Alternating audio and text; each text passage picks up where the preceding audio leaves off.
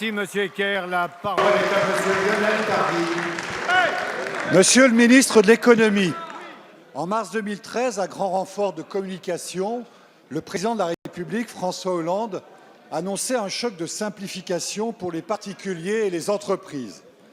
4 ans plus tard, l'heure est au bilan.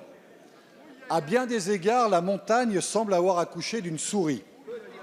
Il y a, comme souvent avec ce gouvernement, un vrai décalage entre les paroles et les réalités vécues au quotidien par nos concitoyens. Pour les particuliers, la simplification n'est souvent qu'une apparence. Oui, la feuille de paie va, par exemple, être simplifiée. Mais au lieu de simplement masquer certaines lignes, n'aurait-il pas mieux valu pour les salariés et les entreprises alléger le coût du travail? Mieux, certaines nouvelles mesures anti-simplification vont très bientôt faire leur apparition dans le quotidien des Français, comme le prélèvement à la source ou, pour certains, le permis de louer. Pour les entreprises aussi, le bilan est très mitigé. De nombreuses mesures ont été prises, mais elles sont souvent contrecarrées par la mise en place de nouvelles mesures encore plus complexes, comme la mise en œuvre de la déclaration sociale nominative pour les PME, la collecte de l'impôt à la source ou le compte pénibilité, merveilleuse usine à gaz, unique au monde qui laissera des traces. Tout cela est un peu à l'image du principe de silence de l'administration, voire accord, que j'ai déjà évoqué dans cet hémicycle. Sur 3 600 procédures potentiellement concernées par ce principe de simplification, vous avez prévu près de 1 200 exceptions, soit un tiers. Cet exemple est à l'image de votre choc de simplification, décevant et vidé de sa substance. En résumé, en matière de simplification, vous avez essayé d'agir sur le stock, tout en ne cessant, dans le même temps, de créer de nouvelles normes. Monsieur le ministre, qu'est-ce qui, selon vous, n'a pas fonctionné ?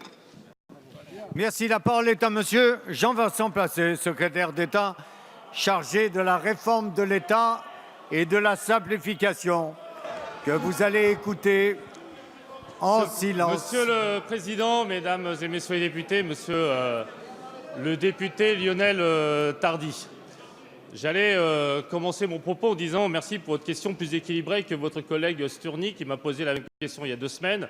Et je vais être obligé de changer ma version parce qu'en vérité, elle est extrêmement caricaturale. Nous avons depuis 3 ans simplifié suite à la décision du président de la République François Hollande de lancer le choc de simplification. Je ne vais pas remonter aux États généraux de 1314 pour dire que notre administration a énormément complexifié.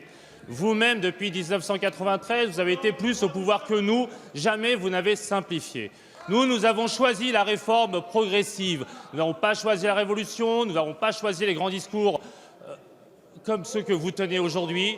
Nous avons choisi une méthode, la concertation avec les partenaires économiques et sociaux, le travail avec le Conseil de simplification de la vie des entreprises. Nous avons choisi l'expérimentation avec France Expérimentation, lancée il y a 6 mois avec Emmanuel Macron, relayée aujourd'hui par Christophe Sirugue.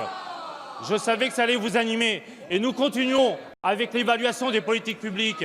Et Marisol Touraine, elle, a mis en place la déclaration sociale nominative qui fusionne une vingtaine de mesures sociales. Vous n'y avez jamais pensé. Ernst & Young dit que ça fait 3,7 milliards d'économies. Nous avons annoncé plus de 600 mesures, 5 milliards d'économies pour les entreprises chaque année. Marché public simplifié, différents dispositifs de simplification. Oui, nous allons plus vite, plus clair, plus simple, plus lisible, plus rapide. Et je vais vous dire, votre question paraissait intelligente, mais face au pessimisme et à l'intelligence, nous avons choisi l'optimisme de la volonté. Je vous remercie. Merci, Monsieur Placé.